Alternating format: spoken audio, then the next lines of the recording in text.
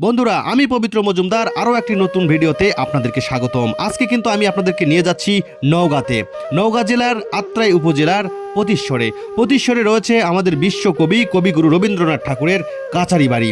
এই কাচারি বাড়ি থেকে কবিগুরু রবীন্দ্রনাথ ঠাকুর অনেক গ্রন্থ এবং কবিতা রচনা করেছিলেন এবং লিখেছিলেন।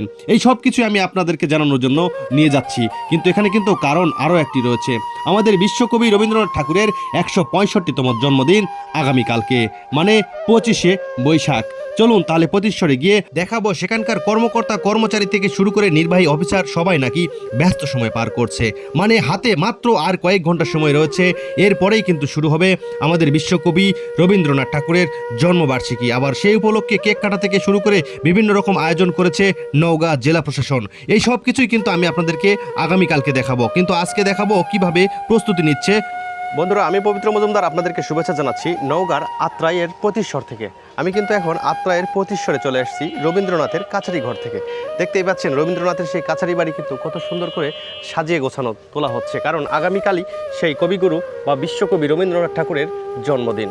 আর এই দিনেই এই পৃথিবীর বুকে এসেছিলেন কবি বিশ্বকবি রবীন্দ্রনাথ ঠাকুর। কালকেই অনেক বড়সড় করে বাংলাদেশের এই স্থানে যে পতিশ্বরে খুব যত্ন সহকারে কিন্তু আগামীকালকে সেই দিনটি পালন করা হয়। বিধায় কিন্তু দেখতে পাচ্ছেন চারিপাশে খুব সুন্দর করে সাজানো গোছানো হচ্ছে। রঙের কাজ থেকে শুরু করে পরিষ্কার পরিচ্ছন্নতার কাজে কিন্তু ব্যস্ত সময় পার করছেন এখানকার কর্মচারী এবং কর্মকর্তারা। আর এখানে কালকে বড়সড় করে কিন্তু প্রোগ্রাম হওয়ার জন্য দেখতে পাচ্ছেন কত সুন্দর করে কিন্তু গেট নির্মাণ করেছেন। বিশ্বকবি রবীন্দ্রনাথ ঠাকুরের 165তম বার্ষিকী আগামীকালকে।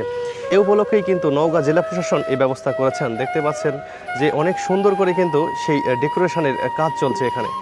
এক একজন লোক এক এক কাজে কিন্তু ব্যস্ত, কে কোন কাজে ব্যস্ত তার কোনো ঠিক নেই। দেখতে পাচ্ছেন ওনারা মনে হয় যে এই মাঠের যে ইয়েগুলো আছে, এই যে এই জায়গাগুলো আছে, এগুলো কিন্তু খুব সুন্দর করে তৈরি করতেছেন। আর এত সুন্দর করে এই ড্রেস বা এই প্যান্ডেলটা তৈরি করা হচ্ছে যেহেতু কালকে অনেক ভালো ভালো এবং ভিআইপি লোকজন এখানে আসবে, এই উপলক্ষেই কিন্তু এখানে খুব সুন্দর করে সাজানো হচ্ছে। দেখতে পাচ্ছেন, দেখেন এক একজন লোক কিন্তু এক এক কাজে ব্যস্ত।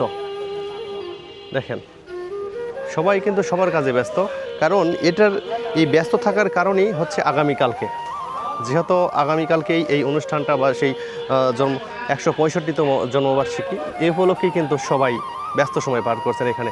চলুন তাহলে আমরা বিভিন্ন এই যে কাছারি বাড়ির যে বিভিন্ন অংশ আছে সেগুলো ঘুরে ঘুরে আপনাদেরকে দেখানোর চেষ্টা করি। এই পাশে যে কী আছে মাটির ঘর, এইদিকে একটু যাই। যেহেতু এই পাশে দিয়ে গাড়ি এসেছিল আর এখানে যে ওই যে মানে গতকালকে বৃষ্টি হয়েছে রাত্রে, যার কারণে এগুলো একটু কাদা ছিল, এজন্য কিন্তু এই কাদা জায়গাতে বালি দেওয়া হচ্ছে।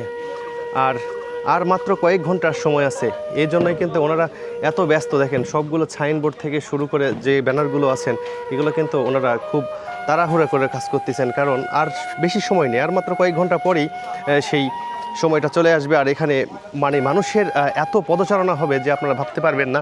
আর এটাই মনে হয় সেই সময়ের যে মেন ঘরটা, এটাই।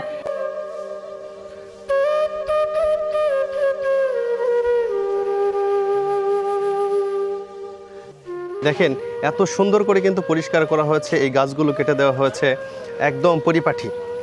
যারা এই যে আনসার বাহিনীর লোকজনেরা আছে তাদের যে জামা কাপড়গুলো ওনারা খুব সুন্দর করে পরিষ্কার করতেছেন, শুধুমাত্র আগামীকালকে 165তম জন্মবার্ষিকী উপলক্ষে আমাদের বিশ্বকবি রবীন্দ্রনাথ ঠাকুরের যে জন্মবার্ষিকী, এই উপলক্ষে এই কাছারি ঘরেই কিন্তু ছিল। এই উপলক্ষে দেখেন প্রত্যেকটা গাছ থেকে শুরু করে যে রাস্তা এতটা পরিষ্কার করা হয়েছে। যদি আকাশ ভালো থাকে, বৃষ্টি যদি না হয়, তাহলে কিন্তু কালকে এই প্রোগ্রামটা অনেক বড়সড় করে এবং খুব সুন্দরভাবেই হবে। এখন দেখেন কত সুন্দর করে আলপনাও দেওয়া হয়েছে কিন্তু এখানে। দেখতে পাচ্ছেন আলপনাটা কিন্তু এত সুন্দর করে এঁকেছেন, দেখতে পাচ্ছেন। দেখেন অনেক সুন্দর করে কিন্তু আলপনা দেওয়া হয়েছে এখানে, এত সুন্দর আলপনা। হ্যাঁ, খুবই সুন্দর। দেখেন আলপনাটা কিন্তু আমার কাছে খুব ভালো লাগলো, এত সুন্দর করে আলপনা এঁকেছেন, এটা কিন্তু আসলে দেখার মতো। এই গাছের গোড়ায় রং থেকে শুরু করে পরিষ্কার পরিচ্ছন্ন। এই যে ভাইরা কিন্তু কাজ করে যাচ্ছেন, ব্যস্ত। ভাই এত বেশি সময় নাই, আর তো বেশি সময় নাই। দেখেন আসলে ওনারা খুবই ব্যস্ত, কারণ আর মাত্র কয়েক ঘন্টার সময়, এর পরেই কিন্তু ওনাদের কাজটাও শেষ করতে হবে এবং প্রোগ্রামটাও শুরু হবে। এই উপলক্ষে কিন্তু ওনারা খুবই ব্যস্ত সময় পার করতেছেন। আর সবচাইতে ভালো এখানকার আলপনার চাইতে কিন্তু ওই আলপনাটা আরও বেশি ভালো হয়েছে। হ্যাঁ দেখেন আলপনাটা একবার দেখেন, কত সুন্দর করে এই আলপনাটা আঁকা হয়েছে। দেখেন সব এখানকার প্রত্যেকটা ব্যক্তি কিন্তু ব্যস্ত, সবাই ব্যস্ত, কারণ আর সময় বেশি হাতে নেই। তো আমার কাছে কিন্তু এই আলপনাটার চাইতে ওটাই বেশি ভালো মনে হলো। তো ভাইও কিন্তু এখানে ডিউটিতে, হ্যাঁ, তো এটার দায়িত্বে উনি আছেন। তো একমাত্র ভাইকেই আমি দেখলাম যে উনি একটু রেস্ট করতেছেন, এছাড়া সবাই ব্যস্ত। হ্যাঁ, দেখেন পরিষ্কার একবার দেখেন কিভাবে সাজিয়ে গুছিয়ে তোলা হচ্ছে। এই যে বক্সটা, মতামত বক্স, 3-4 ঘন্টা সময় লাগে। 3-4 ঘন্টা এর মধ্যে আপনাকে সব কিছু কমপ্লিট করতে হবে। কমপ্লিট করতে রাত 10টা-12টা হলেও কমপ্লিট করতে হবে। মানে 10টার মধ্যে সম্পূর্ণ কাজ ক্লিয়ার করতে হবে। আসলে ভাইয়ের কাছ থেকে শুনতেই পাইলেন, যেহেতু 165তম জন্মবার্ষিকী বিশ্বকবি রবীন্দ্রনাথ ঠাকুরের, আর মাত্র এখন বাজে 3:46, মানে রাত 12টায়, তো বুঝতেই পারতেছেন তার আগেই ওনারা কিন্তু খুবই ব্যস্ত। এই সিন্দুক আর বাক্সটি কিন্তু আমাদের বিশ্বকবি রবীন্দ্রনাথ ঠাকুরের, ভাস্কর্যটাও কিন্তু রবীন্দ্রনাথ ঠাকুরের, এবং এই ছবি থেকে শুরু করে এই জাদুঘরে অনেক কিছুই রয়েছে রবীন্দ্রনাথ ঠাকুরের।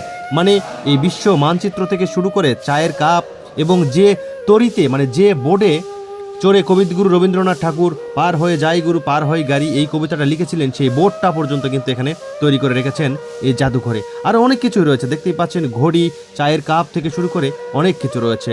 বিশ্বকবি রবীন্দ্রনাথ ঠাকুর ব্যবহৃত সেই পদ্মা বোর্ড কিন্তু কাঠ দিয়ে বানিয়ে রেখেছেন এখানে।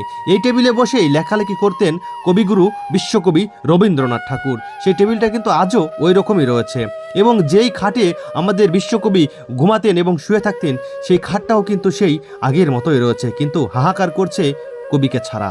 কালকে সকাল 10টায় প্রোগ্রাম শুরু হবে। মানে এই জন্যই কি এত ব্যস্ত? হ্যাঁ, এর আগ পর্যন্ত আমরা যা আছে সব কিছু কমপ্লিট করে যাবো। এই জন্য আজকে খুবই ব্যস্ত না? তো বন্ধুরা, আগামীকালকেই 25শে বৈশাখ শুরু হতে যাচ্ছে রবীন্দ্রনাথ ঠাকুরের 165তম জন্মবার্ষিকী। এই উপলক্ষে এই প্রতিশ্বর যে কাছারি বাড়ি আছে এটা কিন্তু এত সুন্দর করে সাজানো হয়েছে, আমি আপনাদেরকে দেখানোর চেষ্টা করলাম। কালকে আসবেন, এবং এই যে প্রতিশ্বরের রবীন্দ্রনাথ ঠাকুরের 165তম জন্মবার্ষিকী উপলক্ষে কালকে যে প্রোগ্রামটা আছে অবশ্যই আপনারা উপভোগ করবেন। এটা কিন্তু নওগাঁ জেলার আত্রাই উপজেলার প্রতিশ্বরে। এই আলপনাগুলো আপনারাই দিয়েছেন? হ্যাঁ, আমরাই করছি আলপনা। মানে এটা কি মানে মানে আপনারা নিজের থেকেই করলেন নাকি? না, এটা আমাদের স্কুলের উদ্যোগ থেকে ছিল। আমরা বিএমডব্লিউ স্কুল অ্যান্ড কলেজে পড়ে, ওই আমার ফ্রেন্ড আমাদের মানে আপনারা দুইজন? সাথে তিনজন। আসলে এর যে মূল কারিগরটা কে? আমরা তিনজন মিলে। কিন্তু আজ কোন তিনটা আপনারা করলেন? এই যে এটা ফার্স্ট, হ্যাঁ, এই একটা ফার্স্ট, এখানে দুইটা কম্বাইন করা আছে। দুইটা কম্পাউন্ড করা আছে। হ্যাঁ, এটা। তো আপনারা দেখতে পাচ্ছেন এই ভাইয়ারা কিন্তু নওগাঁ থেকে আসছে, ওনারা 3টা আলপনা দিচ্ছেন। এটা একটা, এটা দ্বিতীয়টা, স্কুলের উদ্যোগে। হ্যাঁ, 3টা দিয়েছেন। আসলে এই 2টা আলপনা দেখলাম, 2টাই কিন্তু আসলে মানে কি বলবো, খুবই সুন্দর। তো আরেকটা আছে,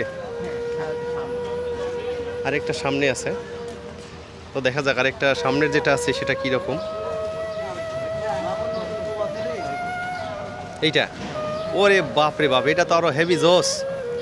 হ্যাঁ, এটা একবার দেখছেন আপনারা, একটু দেখেন যে এইটা কত সুন্দর করে আঁকাইছে। এটা আসলে কি আঁকাইছেন?